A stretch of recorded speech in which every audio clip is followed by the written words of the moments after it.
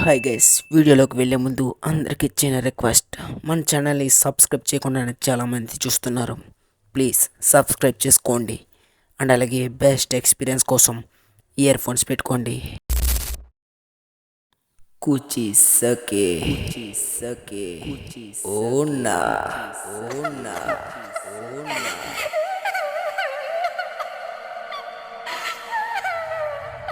Japan 1978 ఒటాన్ city. Students silence. ఎలాగో మీ class అయిపోయింది కాబట్టి మీరు సైలెంట్గా ఉంటే ఇప్పుడు నేను మీకోసం కొన్ని హారర్ ఫ్యాక్ట్స్ చెప్తా అని టీచర్ చెప్పడంతో అప్పటి వరకు గోల చేస్తున్న స్టూడెంట్స్ అలా సైలెంట్గా మారి ఆమె వైపే చూస్తూ ఉంటారు. అప్పుడు టీచర్, మనలో చాలామంది దెయ్యాల్ని నమ్మే వాళ్ళు ఉంటారు, అలాగే కొంతమంది నమ్మని వాళ్ళు కూడా ఉంటారు. అసలు నిజంగా ఈ దెయ్యాలు ఆత్మలు ఉన్నాయా?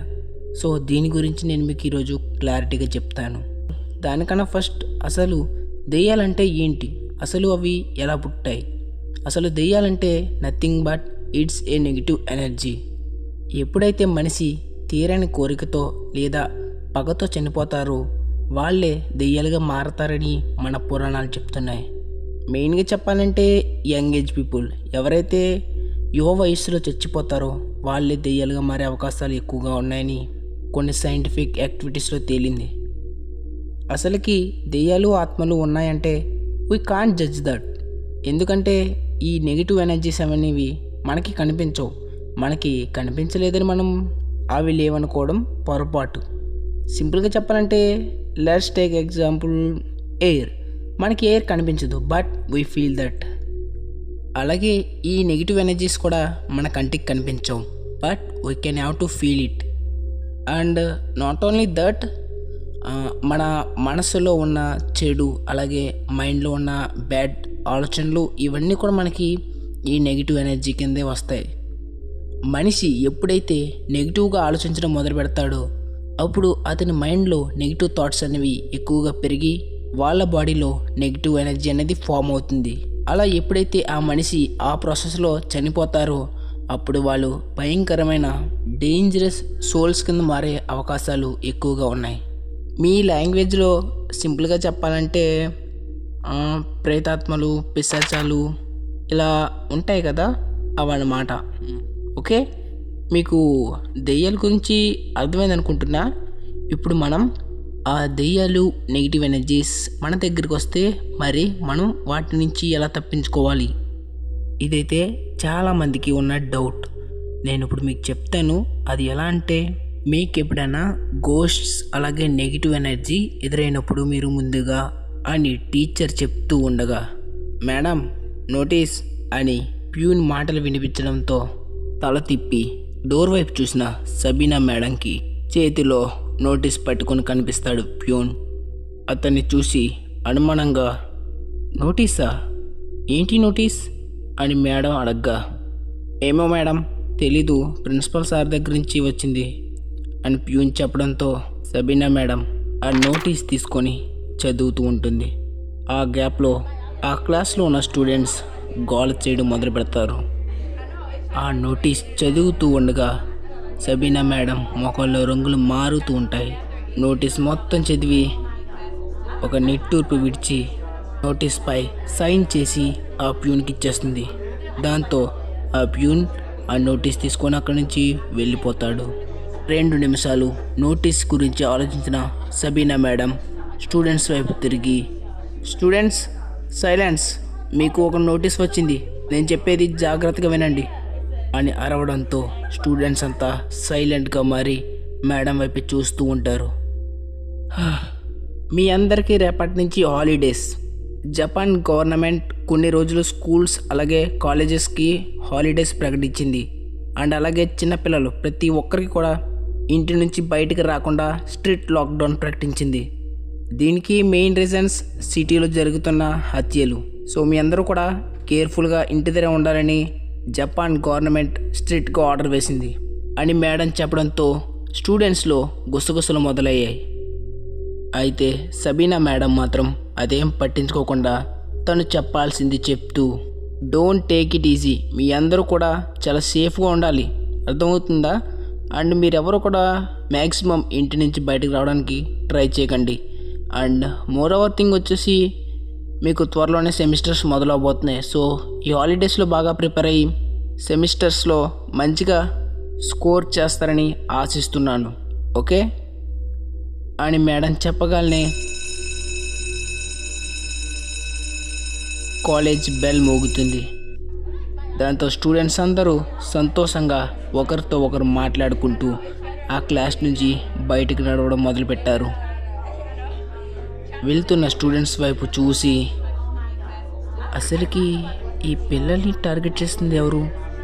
చిన్న పిల్లలను కూడా చూడకుండా ఎందుకు అంత కిరాతకంగా చంపేస్తున్నారు అని సబీనా మేడం మనసులోనే అనుకుంటూ ఉంటుంది. చన్, మేడం చెప్పిన దాని గురించి నువ్వేమనుకుంటున్నావు అని కాలేజ్ నుంచి బయటకు వస్తూ తన పక్కనే ఉన్న చన్ని అడుగుతుంది సోఫీ. ఆమె మాటలకు ఏముంది, నేను కూడా ఈ న్యూస్ గురించి విన్నాను. ఎవరో సైకో కిల్లర్ అంట చిన్నపిల్లల్ని చంపేస్తున్నారని మా మామ్ అలాగే డాడ్ చెప్పారు. నన్ను జాగ్రత్తగా ఉండమన్నారు. ఇన్ఫ్యాక్ట్ నైట్ అయితే అసలు నన్ను ఇంటి నుంచి బయటికే పంపించట్లేదు తెలుసా అని చెప్తాడు. ఏంటి, సైకో కిల్లరా అని సోఫీ ఆశ్చర్యపోతూ అడుగుతుంది. అవును, సరిగ్గా క్లారిటీగా తెలియదు కానీ కొంతమంది అయితే అది ఒక ఆత్మ దెయ్యం అని చెప్తున్నారంట తెలుసా అని చెన్న అనడంతో సోఫీ భయపడుతుంది. ఇలాంటివి ఏమైనా ఉంటూ ఇప్పుడు చెప్పకు, నాకు అసలే భయం. మనం వెళ్ళే స్ట్రీట్ కూడా లోన్లీగా ఉంటుంది అని సోఫీ చిన్నబుచ్చుకుంటూ అడగడంతో ఏంటి భయపడ్డావా? ఊరికే జోక్ చేశా. అయినా దెయ్యాలు భూతాలని ఎందుకుంటా చెప్పు, ఇది ఏ సైకో కిల్లర్ పని అయి ఉంటుంది అని చన్ చెప్పడంతో సోఫీ ఏం మాట్లాడకుండా అతనితో నడుస్తూ ఉంటుంది. అలా వాళ్ళు కాలేజ్ దాటుకొని ఒక స్ట్రీట్లోకి ఎంటర్ అవుతారు. ఒకరితో ఒకరు మాట్లాడుకుంటూ స్ట్రీట్లో నడుస్తూ ఉండగా చన్ ఒక్కసారిగా ఆగిపోతాడు. అతన్ని చూసిన సోఫీ, ఏమైంది చన్, ఎందుకు ఆగిపోయావు అని అడగడంతో చన్ ఏమీ మాట్లాడకుండా తన ఎదురుగా చేత్తో చూపిస్తాడు. దాంతో సోఫీ ఎదురుగా చూడగా అక్కడ రోడ్ డ్రైనేజ్ వర్క్ జరుగుతూ ఉంటుంది.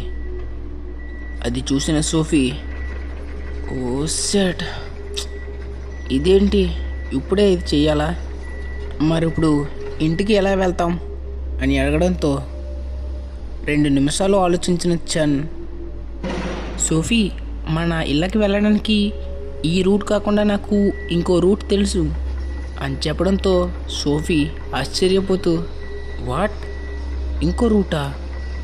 ఏ రూట్? నాకైతే ఇదొకటే తెలుసు అని చెప్పడంతో, ఈ కాలనీ కాకుండా దీని పక్కనే ఇంకో కాలనీ ఉంది, మనం ఆ కాలనీ రోడ్ ద్వారా వెళ్ళిపోవచ్చు, కొంచెం లాంగ్ బట్ వెళ్ళిపోవచ్చు అని చన్ చెప్పడంతో సోఫీ కూడా ఒప్పుకొని వాళ్ళిద్దరూ ఆ రోడ్ వైపు వెళ్తారు. అలా వాళ్ళు ఆ స్ట్రీట్కి కనెక్ట్ అయిన వేరే స్ట్రీట్ వైపు వెళ్తారు. ఆ స్ట్రీట్లోకి ఎంటర్ అవ్వగానే సోఫీకి ఒక స్ట్రేంజ్ ఫీలింగ్ కలుగుతుంది. ఆ స్ట్రీట్ మొత్తం చాలా నిశ్శబ్దంగా ఉంటుంది. పాత బిల్డింగ్స్, వాటి ముందు ఎండిపోయి ఆకులు రాలిపోయిన మోడి చెట్లు, అక్కడక్కడ విరిగిపోయిన ప్లాస్టిక్ వస్తువులు, స్ట్రీట్ మొత్తం ఎన్నో రోజుల నుంచి వాడట్లేదు అనేదానికి సాక్ష్యాలుగా ఉన్నాయి. ఆ స్ట్రీట్ని చూసిన సోఫీ, చన్, ఈ స్ట్రీట్ ఏంటి ఎంత నిర్మానుష్యంగా ఉంది, ఇక్కడ ఎవరు ఉండరా? అవును సోఫీ, ఇక్కడ ఎవరు ఉండరు. చాలా రోజుల క్రితమే ఈ స్ట్రీట్ని క్లోజ్ చేశారు. సారీ, రోజులు కాదు, మంత్స్ అవుతుంది. ఏం జరిగిందో నాకు క్లారిటీగా తెలీదు, బట్ ఒకసారి నేను మా డాడ్తో కలిసి వచ్చాను, అప్పుడే నాకు ఈ స్ట్రీట్ గురించి మా డాడ్ చెప్పారు అని చన్ చెప్పడంతో, చన్, నాకెందుకో ఈ స్ట్రీట్లో వెళ్ళడం మంచిది కాదనిపిస్తుంది. మనం వేరే దారి ఏదైనా చూద్దామా అని సోఫీ కొంచెం భయపడుతూ అడుగుతుంది. ఓ సోఫీ, అసలు ఏంటి నీ భయం చెప్పు. ఏముంది అక్కడ, ఎవరు లేరు కదా. మనం జస్ట్ ఒక 15 మినిట్స్ నడిస్తే ఈ స్ట్రీట్ని క్రాస్ చేయొచ్చు. ఆ తర్వాత మనకి ఎలాగో మెయిన్ రోడ్ తగులుతుంది, అక్కడి నుంచి ఈజీగా వెళ్ళిపోవచ్చు మనం అని చెప్పడంతో సోఫీ ఇంకేం మాట్లాడలేకపోతుంది. అప్పుడప్పుడే సూర్యుడు మెల్లగా పడమట దిశగా కిందకి వెళ్ళిపోతూ ఉన్నాడు. సోఫీ అలాగే చన్ ఆ నిర్మానుష్యమైన స్ట్రీట్లో నడుస్తూ ముందుకు వెళ్తున్నారు. చల్లని గాలి శబ్దాలు చేసుకుంటూ వాళ్ళని తాకుతూ వెళ్ళిపోతుంది.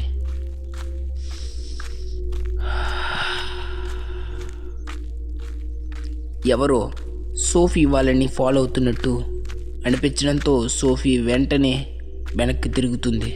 కానీ అక్కడ ఎవ్వరు ఉండరు. వెనక్కి చూస్తున్న సోఫీని చూసిన చన్, ఏమైంది సోఫీ, ఏం చూస్తున్నావు? మన వెనక ఎవరు ఫాలో చేస్తున్నట్టు నాకు అనిపిస్తుంది అని సోఫీ చెప్పడంతో చన్ వెనక్కి తిరిగి చూస్తాడు. నిర్మానుష్యంగా ఉన్న వీధి తప్ప అక్కడ వాళ్ళకి ఏమీ కనిపించదు. అక్కడ ఎవరు లేరు కదా సోఫీ అని చన్ అనుమానంగా అడగడంతో, అవును, కానీ నాకు ఇందాక ఎవరో ఫాలో అవుతున్నట్టు ఎవరిదో బ్రీతింగ్ సౌండ్ వినిపించింది అని సోఫీ చెప్పడంతో, అదంతా నీ భ్రమ అయి ఉంటుంది సోఫీ, ఇక్కడైతే ఎవరూ లేరు. ఊరికే భయపడకుండా త్వరగా పద, మనం ఎలాగో సగం దూరం వచ్చేసాం, ఇంకో 5 మినిట్స్లో ఈ స్ట్రీట్ ఎండ్ అయిపోతుంది అని చెప్పడంతో సోఫీ కూడా ఏం మాట్లాడకుండా చన్ వెనక నడుస్తూ ఉంటుంది. ఈసారి సోఫీకి భయం వేసి చన్ చెయ్యి పట్టుకొని నడుస్తూ ఉంటుంది. ఆమె భయంలో ఉందని అర్థం చేసుకున్న చన్ కూడా ఏమీ మాట్లాడకుండా ఆమె చెయ్యి పట్టుకొని నడుస్తూ ఉంటాడు. అప్పుడే సోఫీ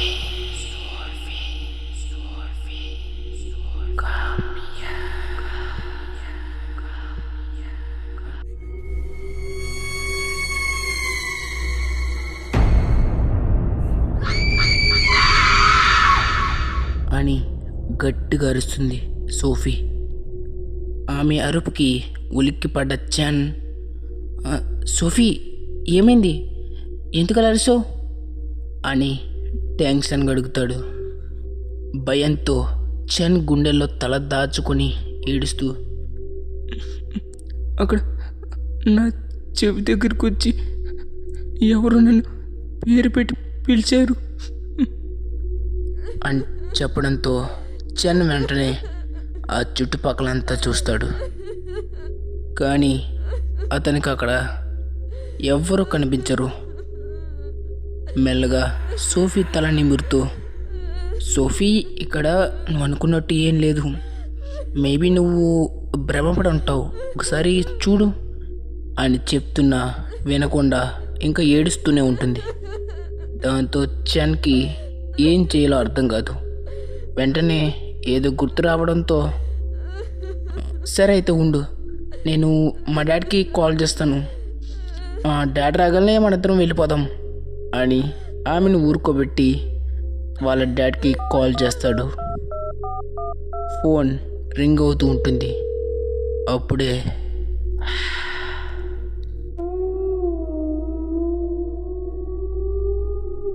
చన్ భుజం మీద ఎవరో చేత్తో నిమిరున్నట్టు అనిపించడంతో ఒళ్ళు జలధరించి చేతిలో మొబైల్ ఒక్కసారిగా వదిలేస్తాడు. భయంతో వెంటనే వెనక్కి తిరిగి చూస్తాడు. కానీ తనకు అక్కడ ఎవ్వరూ కనిపించరు. చనకు కూడా మెల్లగా భయం మొదలవుతుంది. పులుల గుంపుకు చిక్కిన జింక పిల్లల వాళ్ళు ఆ స్ట్రీట్లో ఒంటరిగా మిగిలిపోతారు. సోఫీ ఏడుస్తూ ఉంటుంది. చన్కి ఏం చేయాలో అర్థమవదు. అప్పుడే కింద పడ్డ మొబైల్ కనెక్షన్ దొరకడంతో అవతల వైపు కాల్ లిఫ్ట్ చేసిన చన్ ఫాదర్, హలో చన్, ఏంటి అని అడిగినా అవతల వైపు నుంచి ఎటువంటి సమాధానం రాదు. ఎందుకంటే చెన్ అప్పటికి తన మొబైల్ని పట్టించుకోకుండా భయంతో నించుడిపోతాడు. కింద పడ్డ మొబైల్ నుంచి చెన్ ఫాదర్ కంటిన్యూస్గా మాట్లాడుతూనే ఉంటారు. కానీ చెన్కి స్పీకర్ ఆన్లో లేకపోవడం వల్ల ఆ మాటలు వినిపించవు.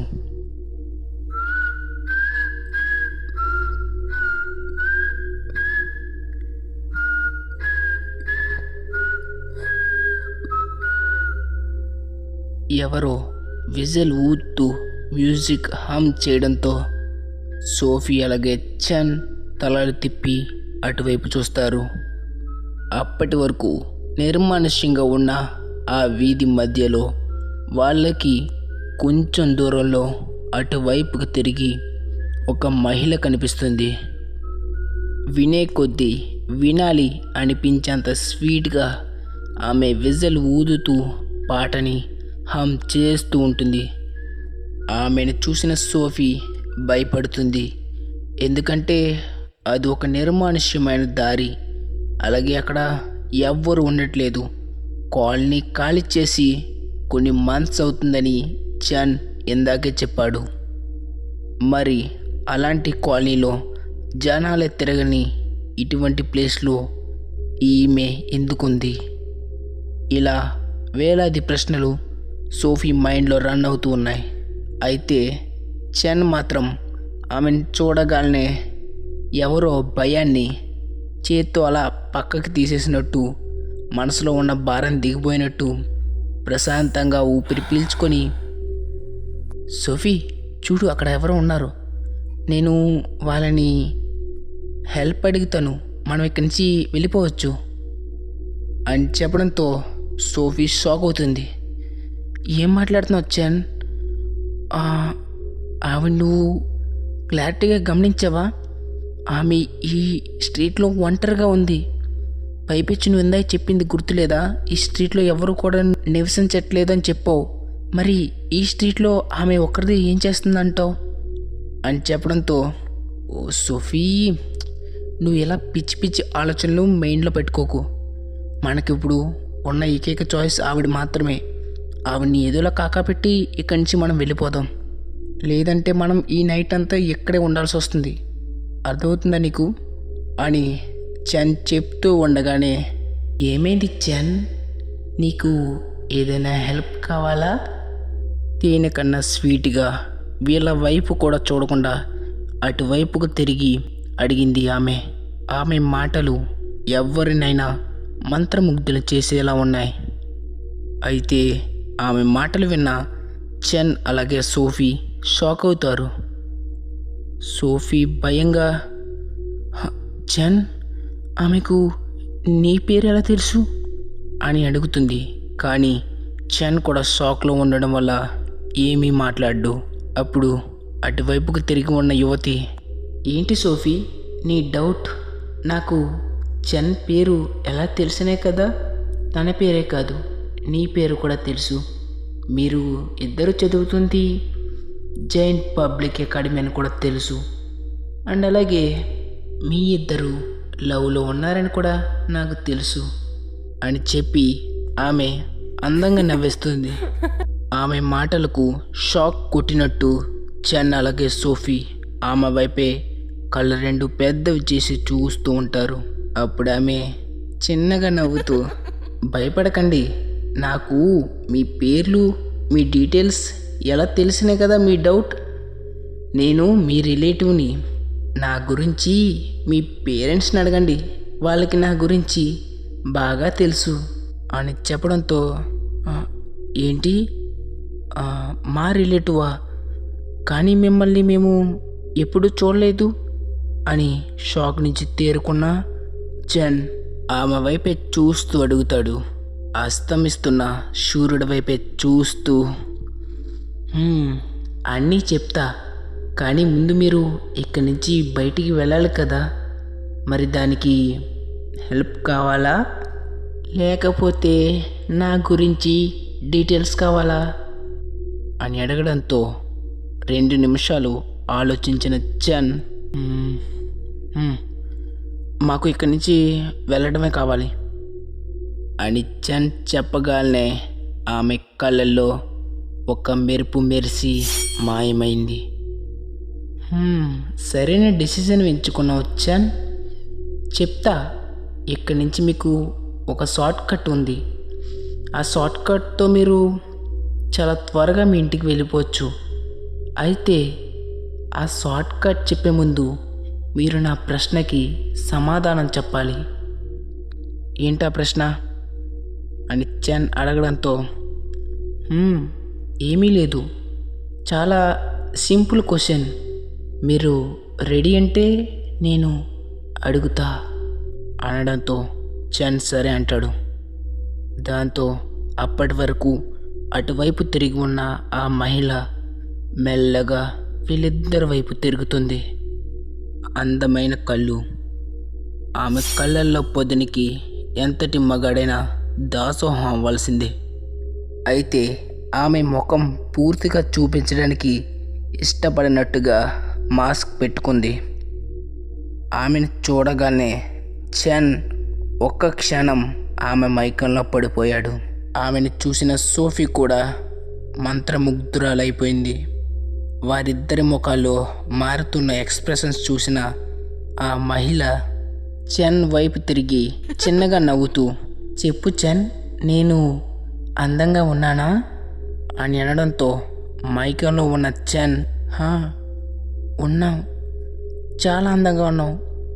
ఈ సిటీలో కాదు, ఈ కంట్రీలో కాదు, ఈ భూమి మీదే నిన్ను మించిన అందంగా ఉన్నవాళ్ళు లేరు అని చెప్పడంతో ఆమె కళ్ళల్లో ఒక వింత మెరుపు మెరిసింది. ఆమె తనలో తానే రాక్షసంగా నవ్వుకుంటూ, ఏంటి చెన్, నాకు వినిపించలేదు, మళ్ళీ చెప్పు. నేను నిజంగానే అందంగా ఉన్నానా అని చెప్పడంతో చెన్ మళ్ళీ అవునని సమాధానం ఇచ్చాడు. అప్పుడే ఒక్కసారిగా వాతావరణంలో మార్పులు చోటు చేసుకున్నాయి. ఆకాశాన్ని నల్లటి మేఘాలు కమ్మేశాయి. పిశాచి గోసల గాలి విపరీతంగా వేస్తుంది. ఆ చేంజెస్కి సోనీకి భయం వేసింది. వెంటనే చెన్ చెయ్యి గట్టిగా పట్టుకుంది. వాళ్ళిద్దరూ దగ్గరగా ఉండడం చూసిన ఆ యువతి చిన్నగా నవ్వుతూ ఆమె ముఖానికి ఉన్న మాస్క్ని మెల్లగా తీసింది. పెదాల దగ్గర నుంచి చెవుల వరకు ఎవరో కోసేసినట్టు ఆమె దవడ్లు చీలిపోయాయి. ఆ దవడ్లలోంచి కారుతున్న రక్తం మధ్యలో నుంచి భయంకరంగా కనిపిస్తున్న పళ్ళని చూడగానే చెన్ అలాగే సోఫీ గుండెలు జారిపోయాయి. మైకంలో ఉన్న చెన్కి ఒక్కసారిగా మైకం వీడిపోయింది. భయంతో ఇద్దరూ ఒక అడుగు వెనక్కి వేసి అక్కడి నుంచి పారిపోదామనుకున్నారు. కానీ ఏదో తెలియని ఒక అదృశ్య గోడ వాళ్ళని అక్కడి నుంచి వెళ్లకుండా ఆపేసింది. వాళ్ళిద్దరిని చూసిన ఆ మహిళ గట్టిగా నవ్వుతూ, ఇప్పుడు చెప్పు చెన్, నేను అందంగా ఉన్నానా అని వికృతమైన గొంతుతో భయంకరంగా అడిగింది. ఆమె మాటలకు చెన్ వెన్ను చల్లబడింది. భయంతో, లేదు లేదు, నువ్వు అందంగా లేవు, నువ్వు లేవు, అందంగా లేవు, నువ్వు మనిషివి కాదు, వదిలే, మమ్మల్ని వదిలే అని భయపడుతూ అడుగుతాడు. చెన్ మాటలకి ఆ యువతి నవ్వడం ఆపేసి కోపంగా చెన్ వైపు చూస్తూ, మోహంతో నిండిపోయిన నీకు ఇప్పుడు నేను అందంగా కనిపించటం లేదా? ఒక పని చేస్తా, నిన్ను కూడా నాలాగే దెయ్యాన్ని చేస్తా, అప్పుడు నీకు నేను అందంగా కనిపిస్తా అని చెప్పి ఒక్కసారిగా చెన్న దగ్గరికి వచ్చేసింది. గాలి కన్నా వేగంగా, అసలు కాళ్ళ మీద నడిచినట్టే లేనట్టు ఆమె సడన్గా ముఖం దగ్గరగా రావడంతో చెన్ భయపడిపోయాడు. రా చెన్ రా, నాతో చచ్చిపో, నాలాగే మారి నాతో ఉండిపో అని చెప్పి అప్పటి వరకు తన వెనక దాచుకున్న కత్తెరను తీసి చన్ కడుపులో పొడిచేసింది. అంతే, చన్ ప్రాణాలు ఒక్కసారిగా గాల్లో కలిసిపోయాయి. అదంతా చూసి షాక్లో ఉండిపోయిన సోఫీ స్పృహ తప్పి పడిపోతుంది. ఆ ప్రదేశం మొత్తం దద్దరిల్లేలా ఆమె గట్టిగా నవ్వుతూ ఒక్కసారిగా గాల్లో కలిసిపోయింది. సబ్స్క్రైబ్ కొట్టండి మావా.